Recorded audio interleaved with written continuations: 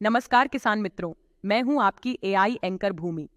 आज हम आपको इस बजट के 10 महत्वपूर्ण पहलुओं के बारे में बताएंगे जो हमारे देश के विकास की दिशा में बेहद महत्वपूर्ण हैं। वित्त मंत्री ने अपने बजट भाषण में कहा कि विकसित भारत के लिए कृषि में उत्पादकता और जलवायु के अनुकूल किस्मों का विकास बेहद जरूरी है। इसके तहत 32 कृषि और 109 बागवानी की नई किस्में जारी की जाएंगी, जो किसानों की आय बढ़ाने और फसलों की गुणवत्ता सुधारने में मदद करेंगी। बजट में कृषि और उससे जुड़े क्षेत्रों के लिए 1,52,000 करोड़ रुपए का प्रावधान किया गया है। इसके साथ ही 1 करोड़ किसानों को प्राकृतिक खेती के लिए मदद देने का भी वादा किया गया है, जिससे किसान अधिक स्वस्थ और पर्यावरण अनुकूल खेती कर सकें।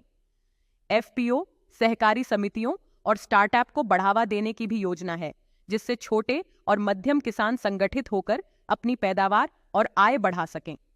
झींगा की खेती, प्रसंस्करण और निर्यात के लिए नाबार्ड वित्तीय सहायता प्रदान करेगा, जिससे इस क्षेत्र में रोजगार के नए अवसर पैदा होंगे। 5 राज्यों में जनसमर्थ किसान क्रेडिट प्रदान किए जाएंगे, जिससे किसानों को उनकी जरूरत के समय पर आसानी से ऋण मिल सके। ग्रामीण विकास के लिए 2,66,000 करोड़ रुपए का प्रावधान किया गया है। इसके अंतर्गत पीएम ग्राम सड़क योजना का चौथा चरण शुरू होगा, जिससे 25,000 गांवों तक नई सड़कें बनाई जाएंगी। 3 वर्षों के दौरान डिजिटल पब्लिक इंफ्रास्ट्रक्चर डीपीआई में किसानों और उनकी जमीन को शामिल किया जाएगा। इस साल डीपीआई की मदद से 400 जिलों में खरीफ का डिजिटल फसल सर्वेक्षण होगा। राज्यों के साथ मिलकर कृषि के लिए डिजिटल सार्वजनिक अवसंरचना लागू की जाएगी और 6 करोड़ किसानों की जमीन की रजिस्ट्री की जाएगी। युवाओं के लिए 2 लाख करोड़ रुपए का प्रावधान किया गया है। सहकारी क्षेत्र में सरकार का प्रणालीगत, व्यवस्थित और चौतरफा विकास पर जोर है, जिसके लिए केंद्र सरकार राष्ट्रीय सहकारी नीति लाएगी।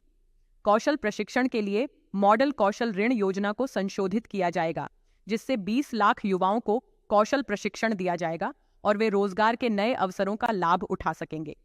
अंत में एमएसएमई को आवधिक ऋण देने के लिए ऋण गारंटी योजना शुरू की जाएगी, जिससे छोटे और मध्यम उद्यमों को वित्तीय सहायता मिल सकेगी। ये सभी प्रावधान हमारे देश के समग्र विकास के लिए महत्वपूर्ण कदम हैं और हमें उम्मीद है कि इनसे हमारे किसानों, युवाओं और उद्यमियों को लाभ मिलेगा। आप देखते रहिए डीडी किसान। धन्यवाद।